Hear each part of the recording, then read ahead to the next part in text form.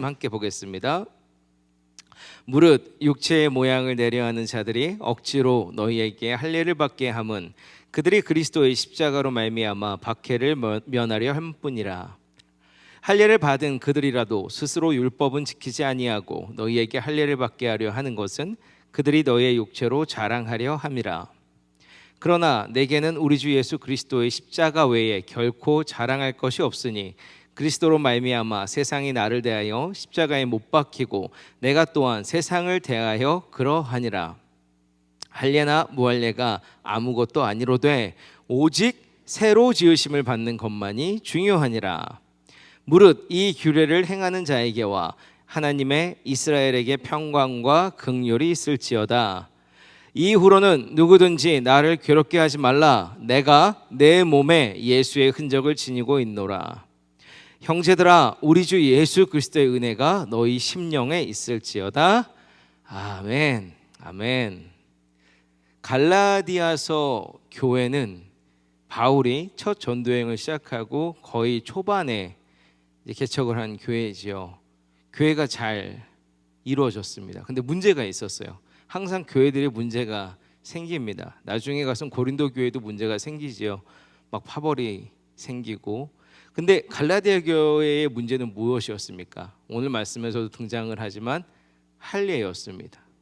근데 왜 할례가 나오냐면 바울이 떠나고 나서의 문제입니다. 이제 갈라디아 교회를 만들고 개척하고 갈라디아 성도들이 성령으로 믿음으로 구원받았음을 알았습니다.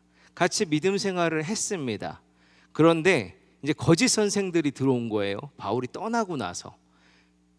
그러고서 뭐라고 가르칩니까? 그 바울이 말한 것도 맞는데 할례를 받으셔야 진정으로 거듭나는 것이고 구원받는 것입니다라고 자꾸 속이는 겁니다. 그래서 그거에 지금 바울이 분노하고 있는 거예요. 화가 난 거예요. 제발 좀 그거 아니라고 그렇게 우리가 배우고 하나님을 만나지 않았느냐. 우리가 자랑할 것이 그래서 무엇이라고? 예수 그리스도밖에 없다고 지금 바울이 얘기하고 있는 것입니다. 왜냐하면 이 할례 받는 것이 자랑이 되기 때문입니다. 왜요? 이스라엘 백성, 그러니까 유대인들에게는 그 당시에 할례 받는 것이 무엇입니까? 우리 선택받은 사람이야. 선민의식입니다. 우리만 할례 받았기 때문에 우리만 선택받아서 구원받는 거야. 우리가 갈 때까지는 그 할례가 우리의 증거가 되는 것이라고 믿는 사람들이 많았다는 것이죠. 그래서 사실 바울도 디모데에게 할례를 안 받아도 되는데 권합니다. 왜요? 이 유대인들에게 전도하러 나갔을 때 그것으로 인해서 책 잡히지 말라는 것이지요. 사실 어머니만 유대인이고 아버지가 헬라인이었기 때문에 받지 않아도 되는 상황에서 디모데에게도 권합니다. 사역을 위해서. 물론 그런 부분들도 있지만 이 할례가 주가 돼버리면 안 된다는 것이죠. 그것을 바울은 얘기하고 있습니다. 그래서 결국에는 그것이 이 할례가 그들의 자랑이 되기 때문에, 그러면 할례가 자랑이 되면은 뭐가 문제입니까? 예수 그리스도가 드러나지 않는다는 것입니다. 그러니까 우리에게도 이런 할례처럼 여겨지는 것들이 있지 않냐는 것이죠. 그럼 이것을 우리는 어디서부터 시작된다고 보는 것입니까? 우리의 죄로부터 시작되는 것입니다. 우리의 안에 깊은, 내 안에 가지고 있는 욕심들과 욕망들과 드러내고 싶은 것들로 인해서 이것이 할례처럼 드러날 수도 있습니다. 그래서 바울은 그것을 경계하고 있는 것입니다.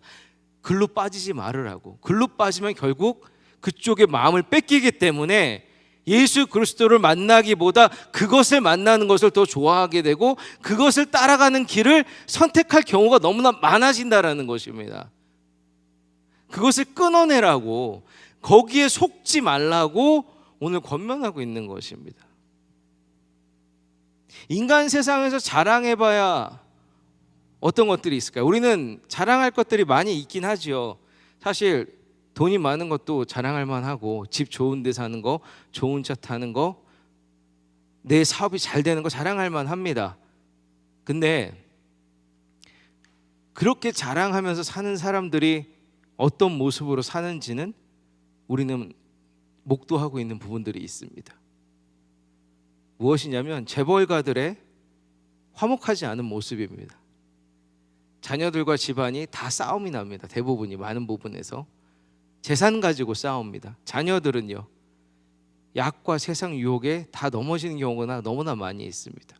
이 월가도 마찬가지지요. 세상에서 금융으로 돈을 제일 많이 버는 신입들이 들어가서도 기본 10만 불 이상 찍는다는 이 월가에서 어떻습니까? 제 조카도 거기 인턴십을 하고 지금 다니고 있는데 일 끝나면 다 술 마시고 그거 하러 간답니다. 약하러. 그게 만연하답니다. 많은 사람들이 너무 스트레스가 세니까 그거라도 풀어낸다는 것이죠.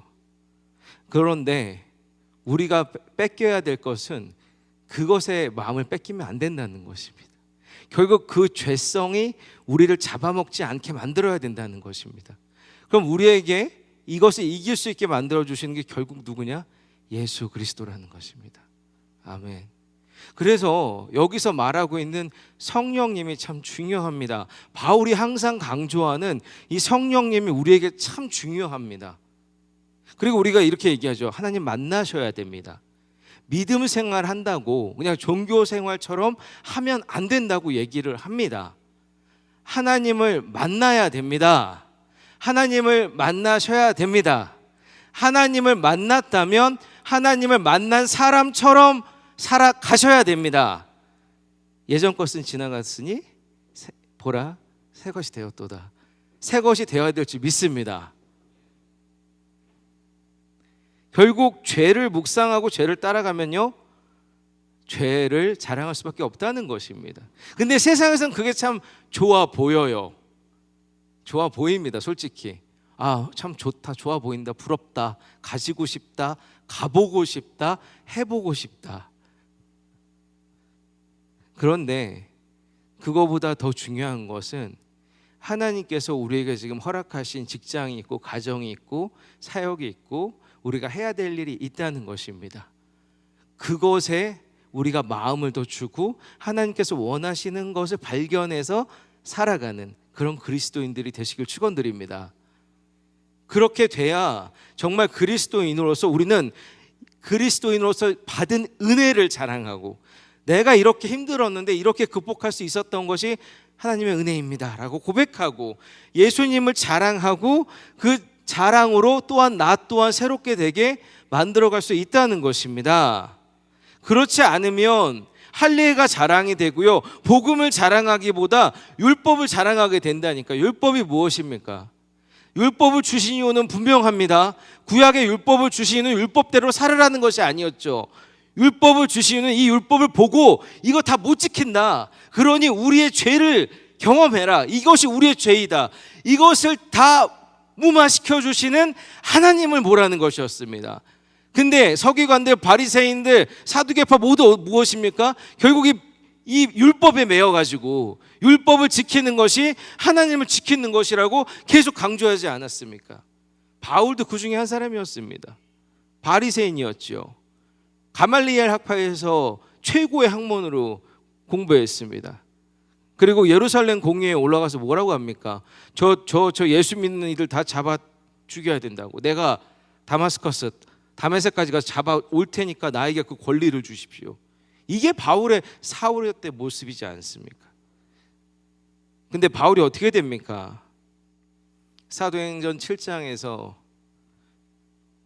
집사님의 돌아가심을 보고 그 앞에서 뭔가 새로운 걸 느꼈는지 다메섹을 가다가 또 하나님께서 왜 나를 핍박하냐 하면서 만나 주심으로 인해서 아나니아의 또 도움으로 인해서 눈이 띄어지고 바나바의 도움으로 또 공의회에 서게 되고 그리고 이름을 바꾸게 되고 사역을 감당할 수 있게 됩니다. 그러면서 죽기까지 각오하고, 아니 죽을 고비를 넘어가면서 무엇을 자랑합니까?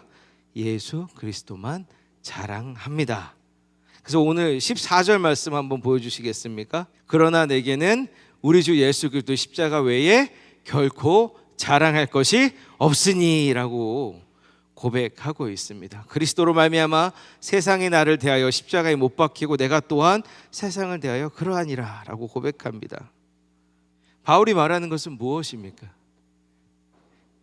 내가 자랑할 것이 예수 그리스도밖에 없다. 왜? 만나보니까 알겠다는 거예요. 할례가 다가 아니고 율법이 다가 아니고 내가 지금까지 가졌던 이 모든 지식이 중요한 게 아니고 이것을 뛰어넘으시는 그 예수 그리스도를 만나보니 내가 세상 것들을 이제 하찮게 볼 수 있게 됐다는 것입니다. 그리고 예수 그리스도를 자랑할 수 있게 되었다는 것입니다. 그러니까 바울의 태도가 바뀌지 않습니까? 무슨 얘기입니까? 감옥에 들어가든지 내가 죽으려고 했어도 그곳이 하나님의 은혜의 공간이라고 고백합니다. 도망가지도 않습니다. 감옥문이 열렸을 때 바울의 모습 기억하십니까? 도망가지 않습니다. 그래서 간수를 구원해 주지요. 왜냐하면 그 로마 병정이 간수장이 이 범인들이 없어지면 자기가 죽임을 당하니까 감옥문이 열린 걸 보고 다 도망갔을 거라고 생각해서 어차피 죽게 되니까 내가 자결하려고 하는데 바울이 막습니다. 나 여기 있다고. 가지 않습니다. 왜요?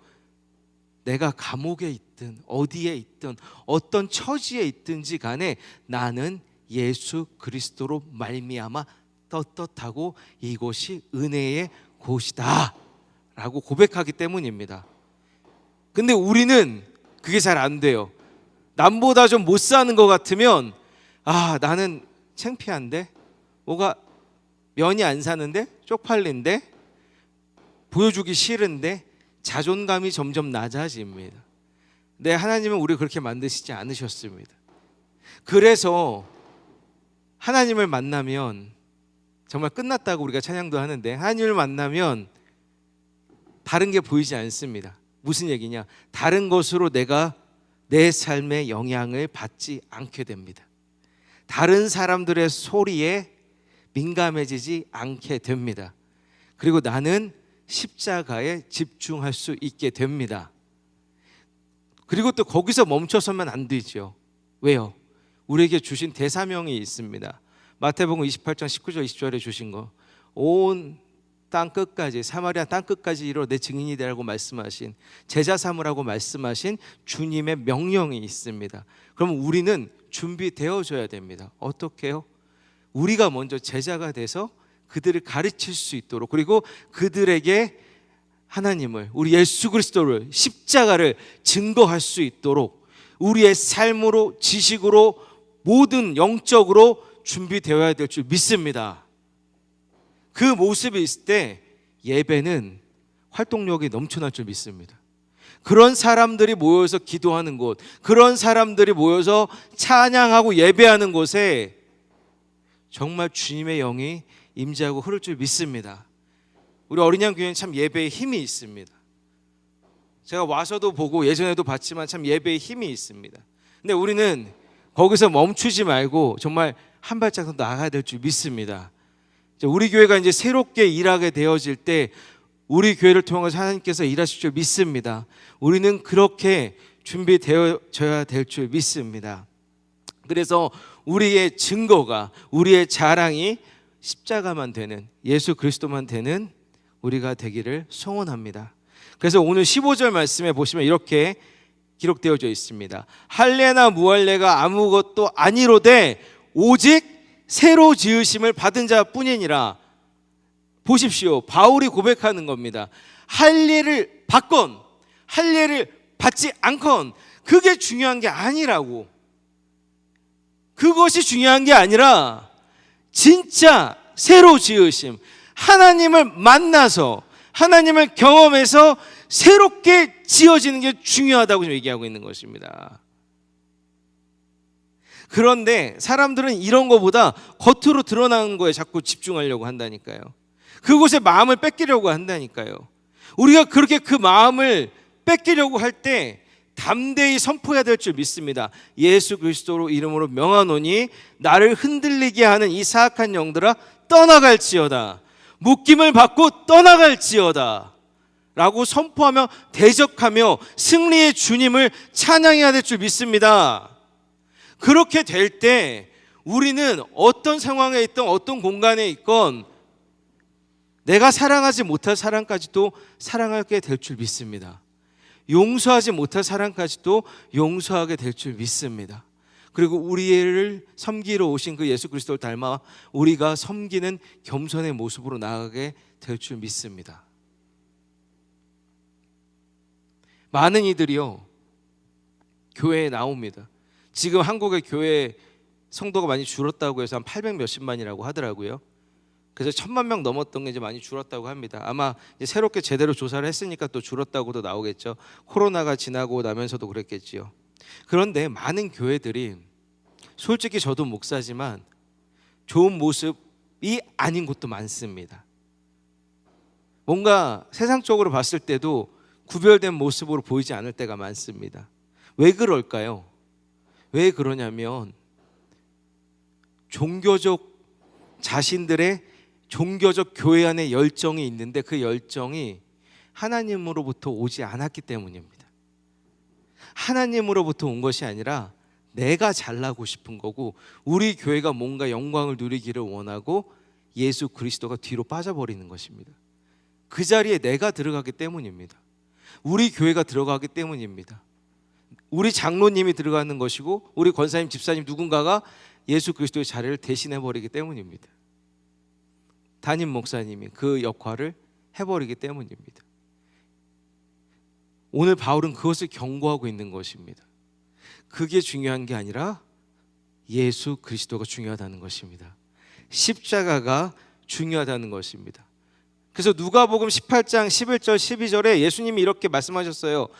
바리새인은 서서 따로 기도하여 가로되 하나님이여 나는 다른 사람들 곧 토색, 불의, 간음을 하는 자들과 같이 아니하고 이 세리와도 같이 아니함을 감사하나이다. 나는 일해에 2번씩 금식하고 또 소득의 11조를 드리나이다.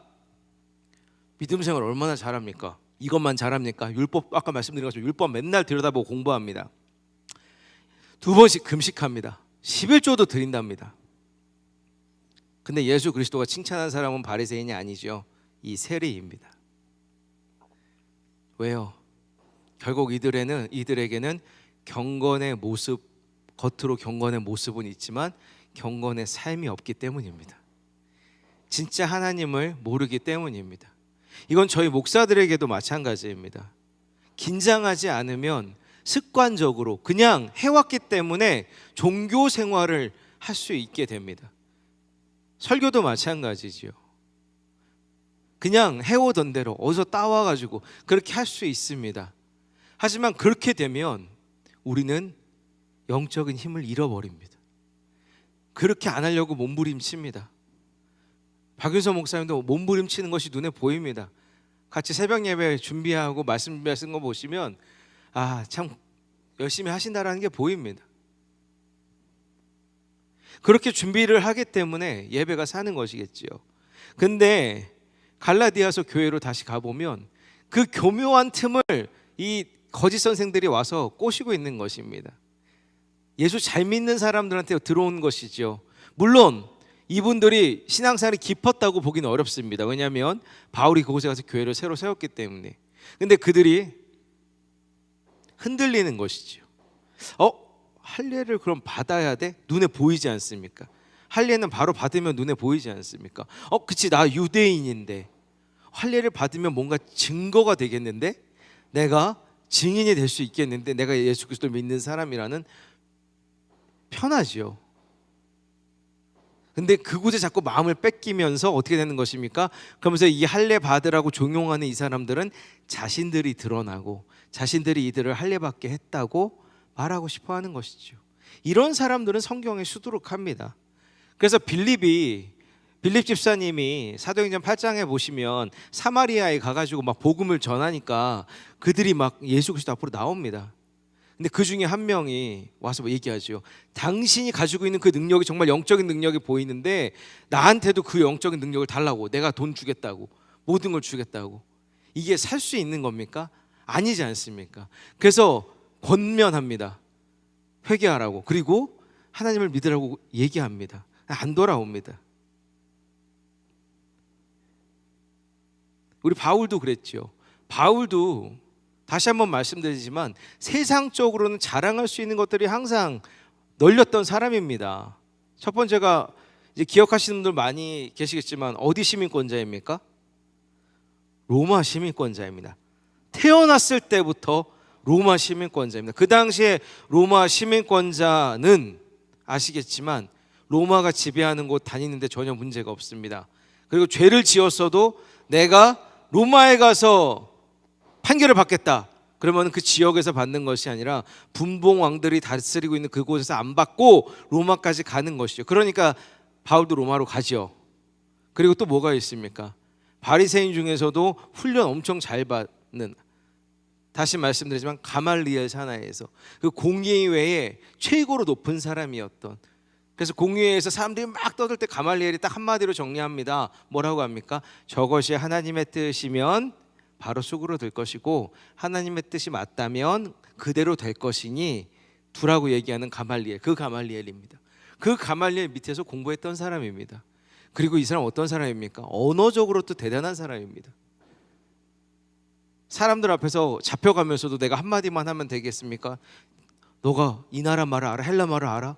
히브리 말을 알아? 그랬더니 아무 말 안 하고 올라가서 그들의 말로, 쉽게 얘기하면 영어로, 스페니쉬로 그 사람들에게 그 말로 전했던 이런 능력 있는 바울이 뭐라고 얘기합니까? 고린도전서 2장 2절 말씀입니다. 내가 너희 중에서 예수 그리스도와 그의 십자가에 못 박히신 것 외에는 아무것도 알지 아니하기로 작정하였습니다. 아멘. 내가 세상에서 가진 이 모든 것들, 내가 누릴 수 있는 것, 이것이 아니라 저 사람들이 죽인, 십자가에 달려 돌아가시게 하신 예수 그리스도와 그 십자가, 보혈의 피가 흘린 그 십자가 외에는 내가 알지 않기로 작정한답니다.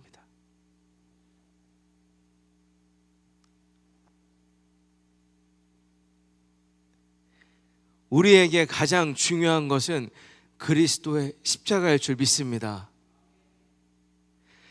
우리가 가장 관심을 가져야 하는 것 또한 그리스도의 십자가일 줄 믿습니다.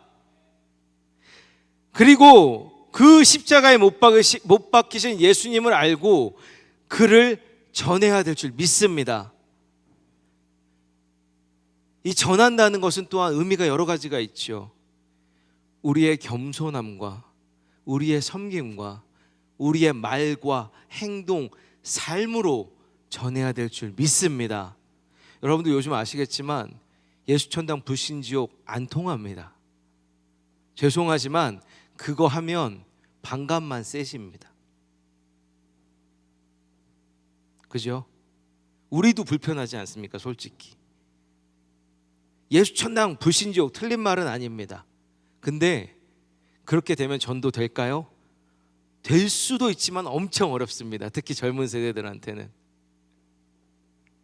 그리고 퍼레이드 하시는 분들 있죠. LGBTQ. 그분들 앞에 가서 죽어라 죽어라 하면 예수에게 돌아오라 하면은 돌아올까요? 아니라는 것입니다. 우리는 우리의 삶을 통해서 그리고 우리의 말을 통해서 전도되어야 될 줄 믿습니다. 그래서 선교에서 요즘에 보면은 특히 더 어려운 선교가 뭐냐면 지식층이 많은 선진국에서의 전도입니다. 그래서 프랑스에서 이게 선교하시는 선교사님 부부가 있는데요, 3년 동안 딱 한 가정 전도했습니다. 그러니까 부족함이 없으니까 찾는 게 없는 거예요. 아시겠지만 프랑스는 그리고 결혼에 대해서도 되게 좀 많이 다릅니다. 그래서 결혼을 안 하고요, 사실혼으로 그냥 자녀 낳고 살면 그것을 가정으로 인정해 줍니다. 그래서 프랑스가 출산율이 높아졌다고도 얘기를 하죠. 그러다 보니까 문제가 뭐냐면 가정이 아니에요. 왜요? 그냥 마음 안 맞으면 애 낳고 살다 그냥 헤어지면 끝입니다. 책임감이 별로 그렇게 우리가 생각하는 것처럼 없다는 것이에요. 근데 이 선교사님 부부가 그곳에서 전도를 할 때, 선교를 하려고 할 때 뚫리질 않죠. 어느 날 한번 초대를 해가지고 식사를 나누면서 예수 그리스도를 전하려고 했더니 아니요, 듣지 않겠습니다. 말하지 말아주세요. 바로. 그런데 그 가정이 깨지려고 하고 문제가 생기니까 3년 정도 지나서 묻기 시작했답니다. 어떻게 이 가정은 이렇게 잘 살아갑니까? 부모와 자녀가 어떻게 이렇게 잘 살아갑니까? 얘기 좀 해주십시오. 그랬을 때 예수 그리스도의 복음이 들어갔다는 것입니다. 한 마리 어린 양이 생각나지요. 그러면 이분들이 3년 동안 그 한 가정 그분만 전도했다면 실패한 것입니까? 아닙니다. 하나님이 그분들 통해 어떻게 일하실지 모르기 때문입니다.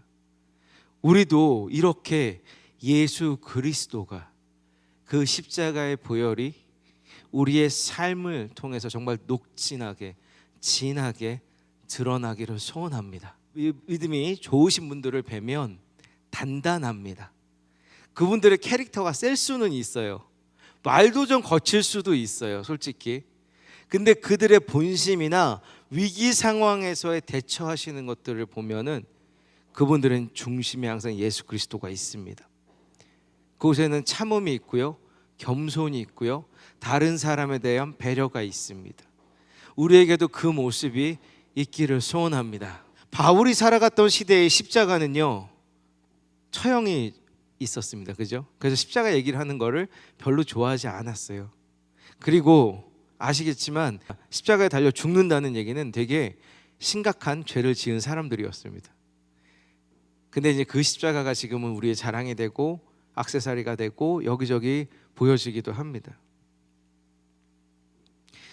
그래서 고린도전서 1장 18절에 이렇게 기록되어져 있습니다. 십자가의 도가 멸망하는 자들에게는 미련한 것이요 구원을 얻는 우리에게는 하나님의 능력이라. 아멘. 그러니까 그 당시 세상 사람들이 보기에는 십자가는 미련한 거예요. 죽는 거예요. 멸망이에요. 끝이에요. 하지만 예수 그리스도를 믿는 구원을 얻는 우리에게는 하나님의 능력의 자리라는 것입니다.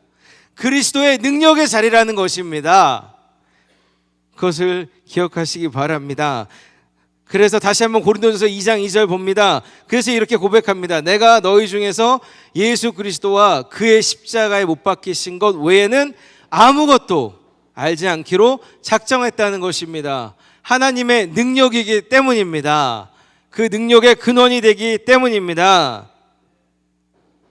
그래서 바울이 또한 고린도전서 1장 23절 24절에 이렇게 고백합니다. 우리는 십자가에 못 박힌 그리스도를 전하니 유대인에게는 거리끼는 것이요 이방인에게는 미련한 것이로되 오직 부르심을 입은 자들에게는 유다인이나 헬라인이나 그리스도는 하나님의 능력이요 하나님의 지혜니라. 아멘. 그 주님을 따라 사는 여러분들 되시기를 축원드립니다. 그리고 바울에게는 고백하잖아요. 오늘 17절 말씀 보시면 나에게 흔적이 있다고. 여러 가지 흔적이 있겠죠. 예수 그리스도를 통해 핍박받은 것도 있고요. 우리가 그 기록되어져 있지는 않지만 바울이 아픈 부분이 있지 않았습니까? 그래서 바울이 나에겐 그 흔적이 있다고, 그 흔적을 통해서 예수 그리스도를 보고 있다고 얘기합니다. 그리고 우리 보고 새롭게 되라고 도전하고 있습니다. 우리의 자랑할 것이, 우리의 주인 삼아야 될 것이 할례를 받은 것도 아니고 직분을 받은 것도 아닙니다. 우리의 자랑은 무엇입니까? 예수 그리스도를 통하여서 우리가 변화되었다는 것입니다. 그래서 세상에서의 첫날보다 하나님의 앞에서 하루가 중요하다고 기록되어져 있죠. 사우전 데이보다 하나님 앞에서 하루면 해결된다는 것입니다. 하루를 믿어도 정말 하나님을 깊게 만나서 변화되는 사람들이 있습니다. 그것이 그리스도인이지요. 근데 수십 년을 믿고 교회 생활은 했는데 변하지 않았다면, 직분을 받았어도 체험이 있었는데도 새로워지지 않았다면 다시 돌아봐야 될 줄 믿습니다. 믿음을 점검해야 될 줄 믿습니다. 그래서 우리는 깨어 있어야 됩니다. 그래서 기도해야 됩니다. 그리고요, 기도뿐만 아니라 말씀을 봐야 됩니다. 말씀을 알아야 됩니다. 왜 이 말씀을 이 성경에 주셨는지를. 그리고 여러분들, 지금은 우리가 사실은 이 성경이 장과 절로 다 구분이 되어져 있습니다. 하지만 예전에는요 그냥 이야기였어요. 쭉 스토리입니다. 그래서 그 이야기를 쭉 읽다 보면은 예수 그리스도의 능력이, 하나님의 능력이 보인다는 것입니다. 근데 우리는 잘 안 봅니다.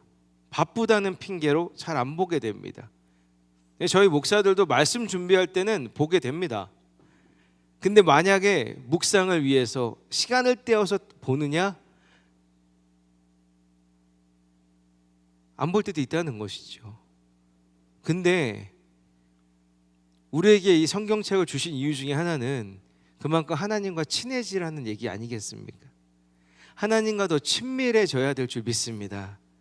정말 그래서 그 하나님의 말씀을 또 우리가 하나님을 경험함으로 말미암아 새롭게 될 줄 믿습니다. 그래서 성경에서는 고린도후서 5장 17절에 이렇게 기록되어져 있죠. 그런즉 누구든지 그리스도 안에 있으면 새로운 피조물이라, 이전 것은 지나갔으니 보라 새 것이 되었도다. 아멘. 아멘. 그리스도 안에 있으면요, 아까 말씀드린 것처럼 믿음이 단단해지면요, 내가 안 좋은 차를 타고 다녀도 별로 창피하지 않아요. 그렇게 막 의리의리한 좋은 집에 살지 않아도 창피하지 않아요. 내가 지금 뭘 잘 되지 않았어도 문제가 되지 않습니다. 왜요? 그리스도 안에 있기 때문입니다. 근데 세상에서는 아유 이 정도 됐으면 이거 해야지, 이것도 돼야지, 이것도 가져야지, 이것도 봐야 되지 않겠어? 라는 자꾸 유혹이 들어옵니다. 그렇기 때문에 우리가 말씀을 읽어야 되고 기도를 해야 된다는 것이죠. 왜요? 그렇게 돼야 하나님의 뜻을 구별할 수 있게 됩니다. 세상에서 말하는 것과 하나님의 뜻이 무엇인지를 구별할 수 있는 도구가 되기 때문입니다. 그렇기 때문에 말씀이 중요하다고 그렇게 강조하는 것입니다. 구별할 수 없으면 내가 좋아하는 것에 마음을 쉽게 뺏기잖아요, 우리는.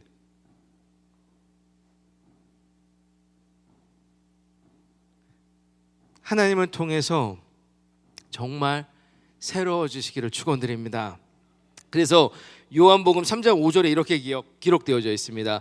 진실로 진실로 내게 이르노니 사람이 물과 성령으로 나지 아니하면 하나님 나라에 들어갈 수 없느니라. 아멘. 우리에게 감사하게 성령님을 주셨습니다.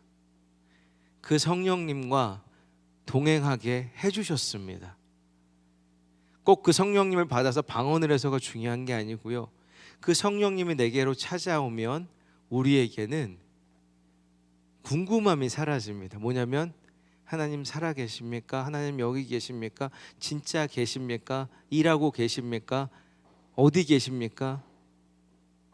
이런 고민은 좋은 고민이긴 합니다. 근데 진짜 성령님을 경험하게 되면 우리에게 무슨 확신이 생기죠? 내 안에 임재하시는 주님을 믿습니다라는 고백이 생깁니다.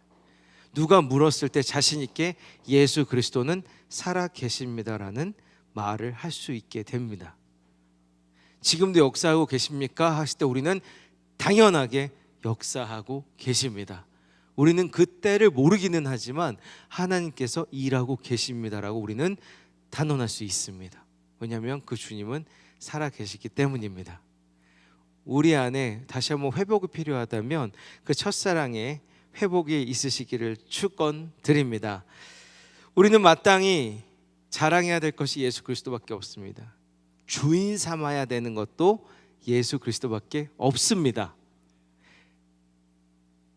우리는 까딱하면 자꾸 우리 주인을 다른 것에 주게 됩니다. 우리의 주인을 모시게 됩니다. 그게 명예가 될 수도 있고요, 돈이 될 수도 있고 내 사업이 될 수도 있고, 그러다 보면 문제가 뭡니까? 예수 그리스도랑 멀어지게 됩니다. 저는 믿습니다. 뭘 믿냐면 예수 그리스도를 믿으면서도 진짜 돈 잘 버는 사람들도 있고요, 명예가 있는 자리에 가시는 분들도 있어요. 근데 그분들이 예수 그리스도가 있으면 어디를 가든 예수 그리스도의 사람으로 산다는 것입니다. 그리고 예수 그리스도의 영향력을 끼친다는 것입니다. 여러분 한 분 한 분이 사업처에서 집안에서 어디를 가시든지 그런 분들이 되시기를 축원드립니다. 우리 함께 내가 주인 삼은이라는 찬양 하면서 기도로 또 나아가도록 하겠습니다.